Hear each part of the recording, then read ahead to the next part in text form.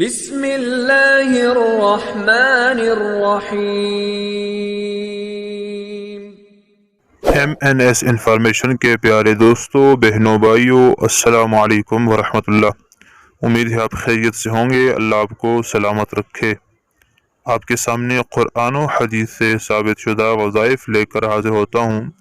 آج کا ہمارا وظیفہ ہے، آپ کو اگر کسی قسم کی بھی کوئی بھی حاجت ہو، رشتے میں بندش ہو، آپ کے مالی حالات ٹھیک نہ ہوں، نظر ہو، بیماری ہو، گھر کے اندر ٹینشن ہو، نفرتیں ہوں اور دشمنیاں ہوں، کوئی بھی حاجت کسی بھی قسم کی ہو، آج آپ کو ایک بہت بہترین تحفہ دینے جا رہا ہوں، اور انشاءاللہ یہ قرآن مجید کی آیات مبارکہ ہیں، اور اللہ کے نبی علیہ السلام نے فرمایا ہے، انسان اللہ کے قریب سب سے زیادہ ہوتا ہے جب انسان سجدے میں ہوتا ہے۔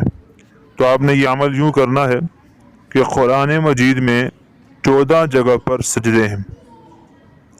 قرآن مجید میں 14 سجدے کی آیات ہیں۔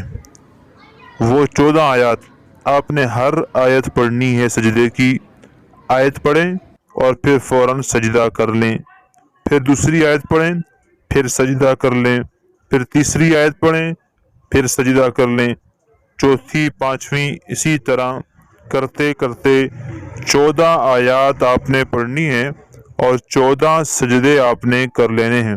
اس کے بعد آپ نے بیٹھ جانا ہے، اور اب اپنے دل میں اپنے مقصد کو رکھ کے، اپنے دل میں اپنی بات کو رکھ کے 15واں سجدہ اپنے زمین پر اللہ کے لیے کر لینا ہے، اور اس سجدے میں آپ نے اللہ سے دعا مانگنی ہے، جو مشکل بھی ہو آپ نے اللہ سے حل کروانی ہے، وہ آپ نے وہاں پر بیان کرنی ہے، اللہ کو راضی کرنا ہے۔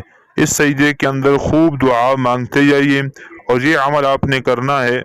جمعہ کے دن کریں تو بہت اثر کرے گا، لیکن اگر ویسے بھی کسی دن کریں تو آپ کر سکتے ہیں، ظہر کی نماز کے بعد، عصر کی نماز سے پہلے، یا مغرب کی نماز کے بعد، یا عشاء کی نماز کے بعد، یا صبح کی نماز یعنی اذان سے پہلے۔